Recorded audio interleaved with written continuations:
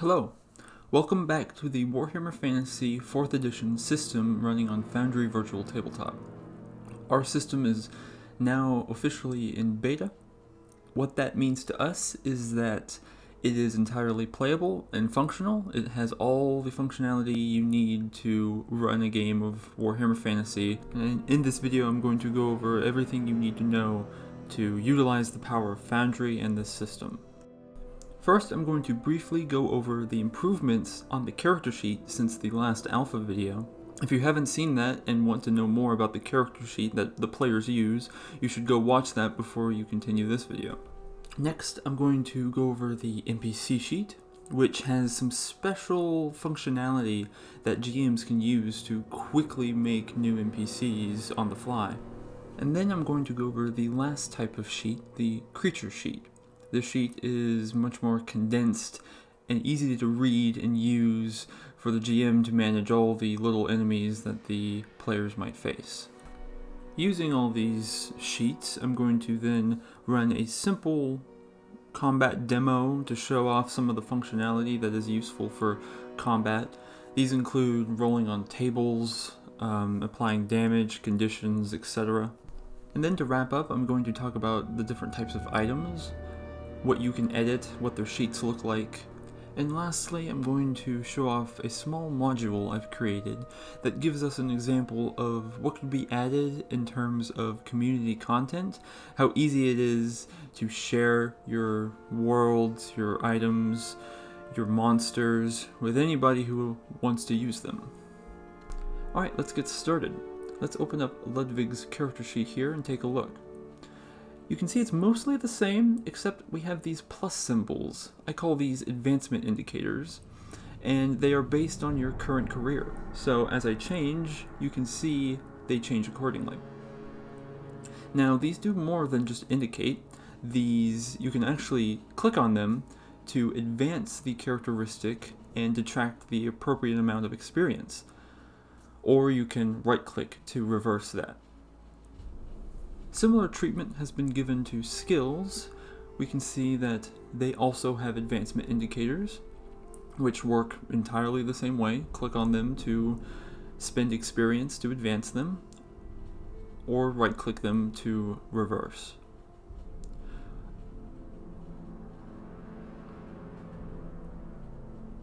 One notable thing about skills, though, is these blanked-out skills. Now, these are skills in your career, and you can click on them to add them to your list and then advance them.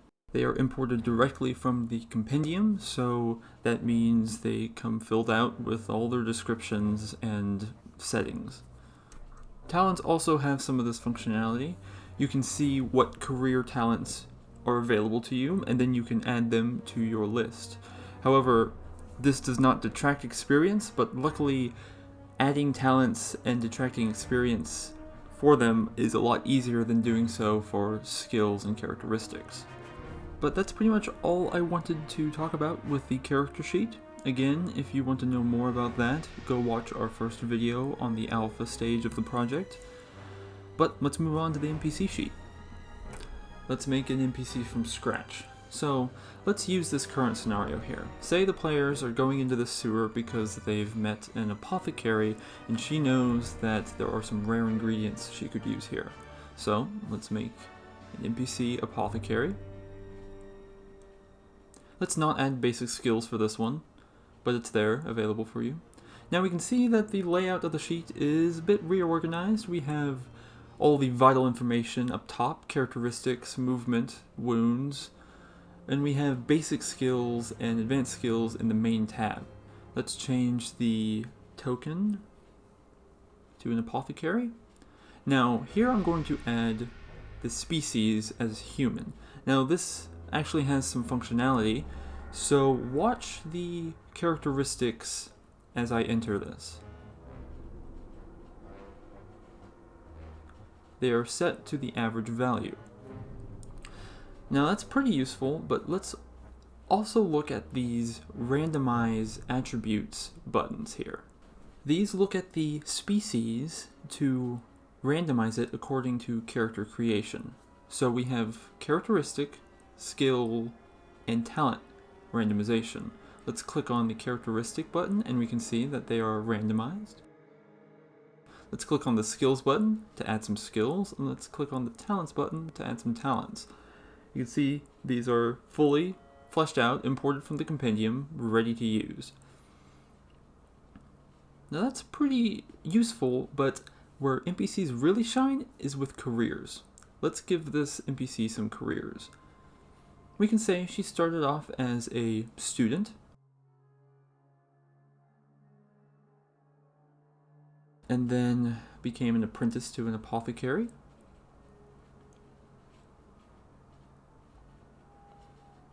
and then became a fully fledged apothecary. Now let's look at what these careers mean. Specifically, we're looking at characteristics, skills, and talents here. Now, when we click complete on these careers, you can see it adds all these skills, all the characteristics advanced, and all the talents in the career. We can do the same for the next career. And then finally, the last career. All the skills advanced, all the characteristics advanced, and all the talents added. At this point you might be wondering, well, I don't need all these talents to be even considered complete in this career. Well, it's my philosophy that deleting the stuff you don't want is much easier than going around and finding the stuff you do want, cross-referencing the career, trying to figure out what advances you need. So let's delete some of the stuff we don't want here.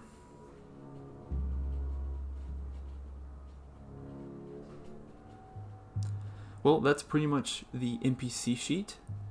All the other tabs are pretty much the same as the character sheet. Nothing else is changed in that regard. Just how it interacts with careers and species. Before we move on, let's configure the apothecary's token. Make sure the data is linked. Make sure the image for the apothecary is set. And let's set her resources to being wounds and advantage. This is typically the setup I use. You'll see why later. So let's drag her onto the canvas and we're good to go. Alright, let's move on to the creature sheet now. If we pan over, we can see that we have laid a Skaven ambush. All of these are examples of creature sheets. Let's focus on the lowly clan rat for now. I want to first make sure the notion of a token versus an actor is clear. If we click on the clan rat from the sidebar, we have the actor sheet. If we click on a token, we have the token sheet. It's important to know how these sheets work together. The actor sheet defines the data for the token sheet. So if I change this actor sheet's weapon skill, it reflects on all the tokens linked to that actor. So all the clan rats. However, if I change a token's characteristic, it overrides whatever the actor says. So the specific things you enter for the token override the general things of the actor. This lets us do some cool things like randomize each one of the token's attributes. So we can randomize each token by clicking on the randomize characteristics button. This is a slightly different randomization than the MPC sheet. This does not look at the species. This merely subtracts 10 and adds 2d10, like the book says. However, adding skills and talents does look at the species, and if it cannot find it, it will let you know. I will go over in a later video how we can maybe mod these custom species in, or change an existing species to whatever you want, but that'll be in a later video. So getting into the sheet itself, the Notes tab has the biography and a list of traits. These act like most other items, like talents. You can expand them to see what they do. However, some of them are grayed out.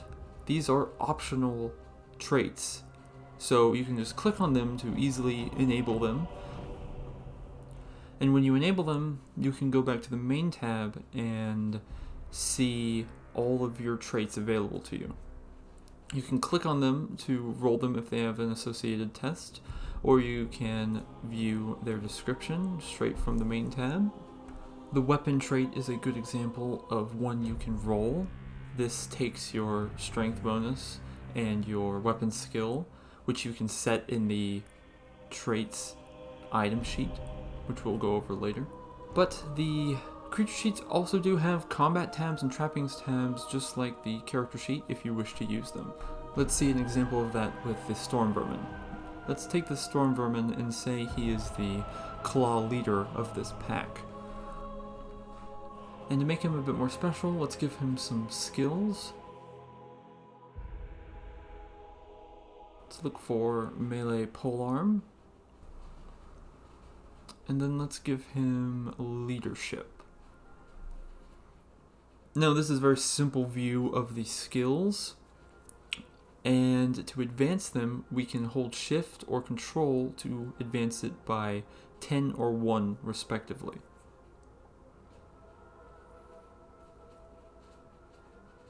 And lastly, let's give him an actual halberd instead of using just the weapon trait.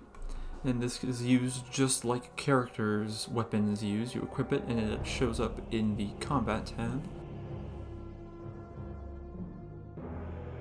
And so to attack, we have 3 different options here.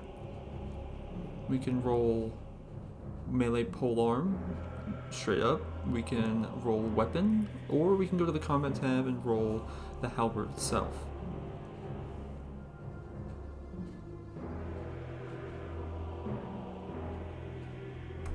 So this shows off that you can really make creatures as simple or as complex as you want them to be.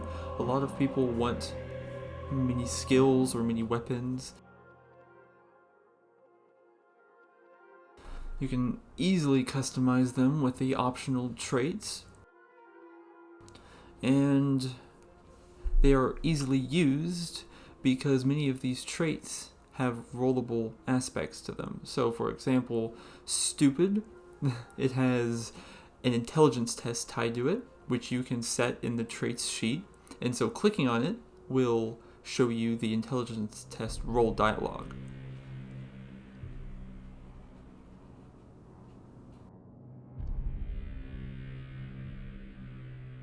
So that is using a creature sheet in a nutshell.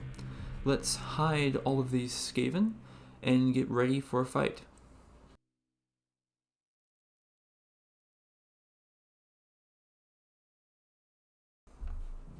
So, as our party ventures forth, let's say that they luckily see the ambush in time and are prepared for battle. So let's unhide the Skaven.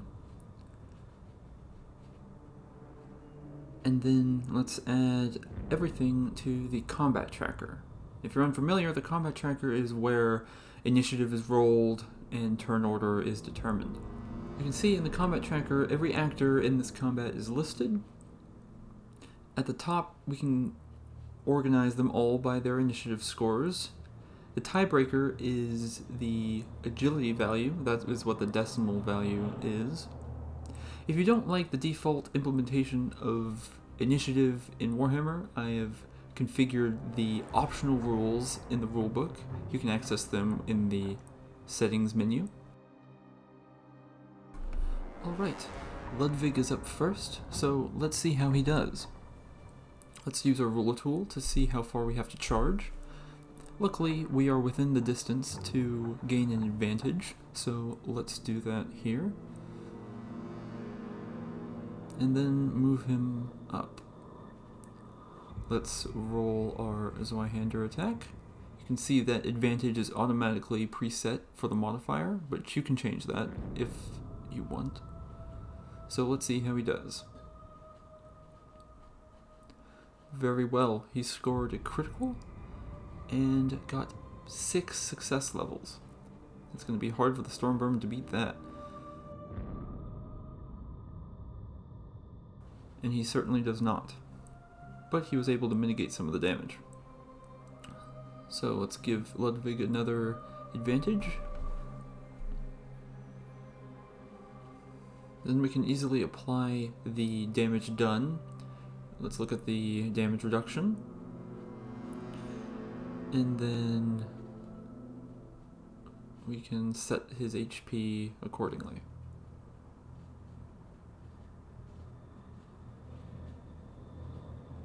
Now we can click on the critical to see what it was. Looks like 2 bleeding conditions, which we can apply with the conditions menu.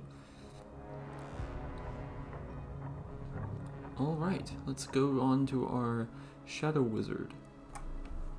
She sees the clan rats on the other side of the canal and wants to get rid of them as fast as possible.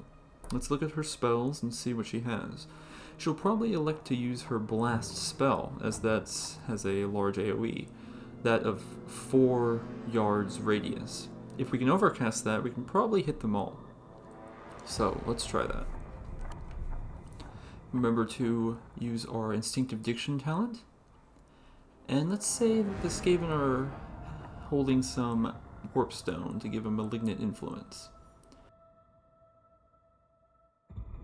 Luckily, we got the overcast, and so we can overcast our AoE to be instead 8 yards instead of 4. So let's use our template tool and see what that gives us.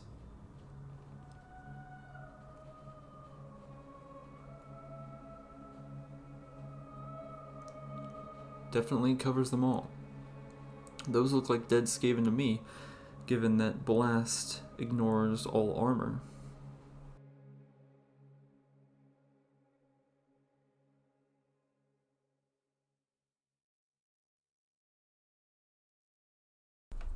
Now I'm going to break turn order here just to show you some more examples.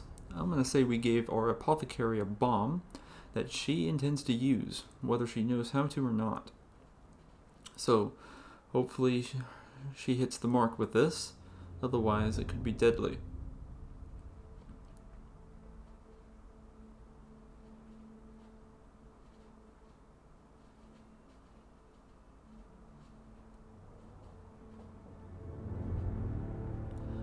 Uh-oh, looks like she missed.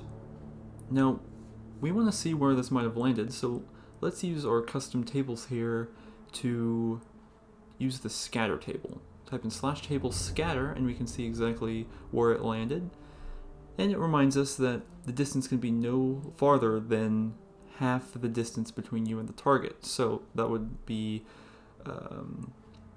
6 yards above the storm vermin, because the distance between them is 12. So it lands right about there.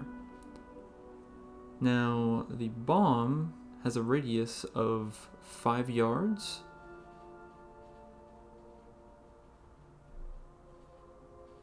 So we can again use our template tool to see where that explosion is. Luckily, or unluckily, it misses everyone.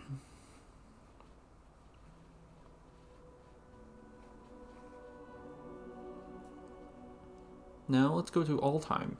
He has a blunderbuss and he's ready to use it. Again, let's use our ruler tool to see the distance between him and his target.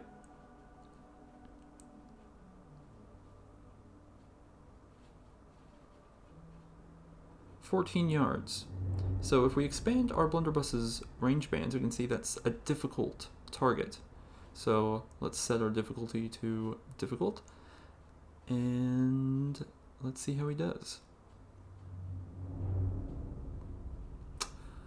Uh-oh. That's not good. A fumble. Let's click on the fumble to see what it was. That's very bad. I think Ludwig is in for a bad time. But I hope this illustrates the useful tools that the Warhammer system in Foundry provides to you. Easily rollable tables with templates and range finding. Next, let's take a more in-depth look at how tables work and how you can access them.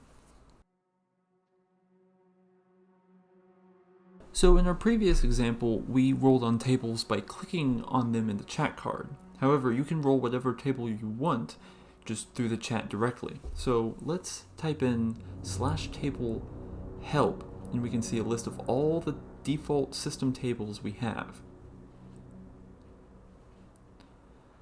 And you can choose any of these and type in /table and then the name of the table to roll on it.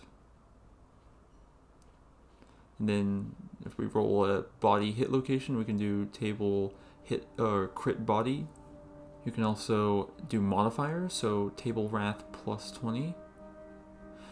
So that's pretty much it for tables. It is noteworthy that actual implementation of rollable tables in Foundry is coming soon, and this section of the video might be out of date very quickly.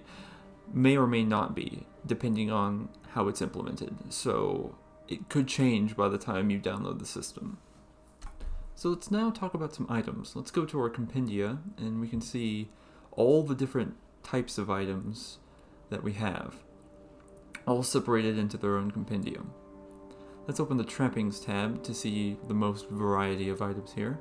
We have a whole list of all the different trappings available to us. Let's drag in some weapons. Let's drag in this ranged weapon, some ammo. Let's get a container. Let's get a backpack. So let me open each of these sheets individually. First up, let's look at the weapon sheet. You can edit pretty much everything about this weapon, from its damage to its rarity, its weapon group, its reach.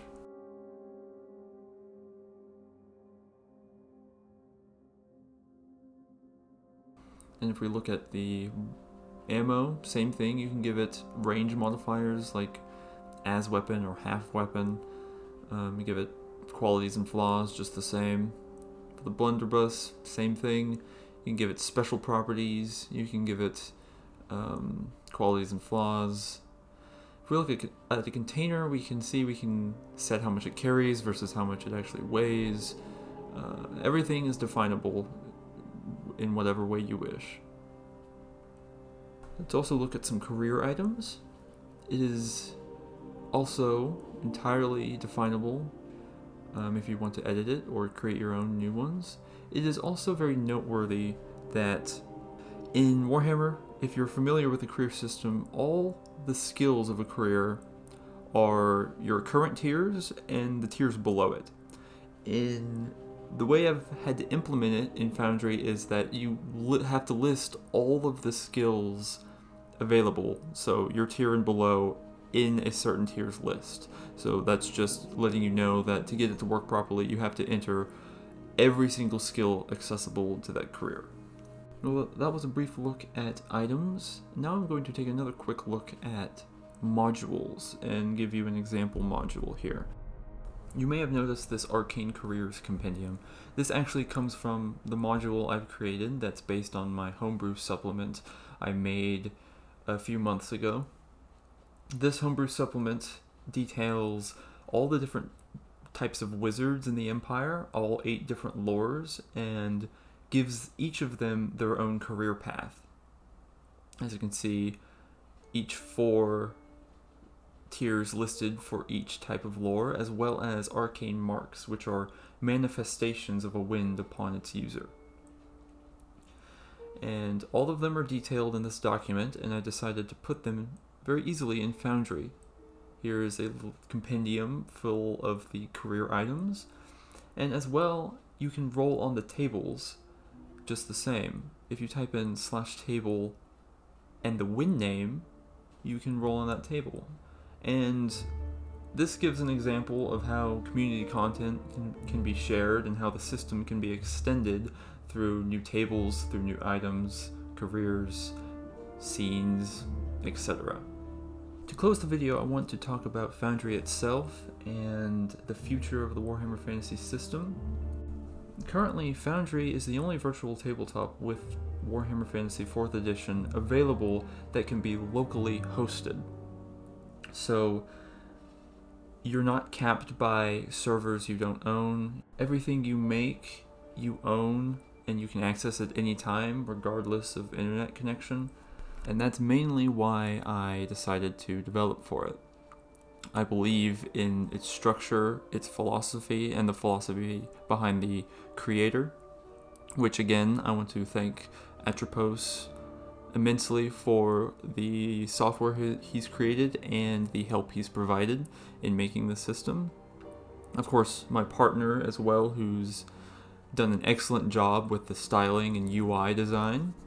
You can learn more about Foundry and our system in the links below. Feel free to contact us with questions or suggestions. This is the beta phase, so that means that there are still many things to be done. I think the main thing that hasn't been done yet is opposed roles, and I have ideas to how to implement this, but currently it's all done manually.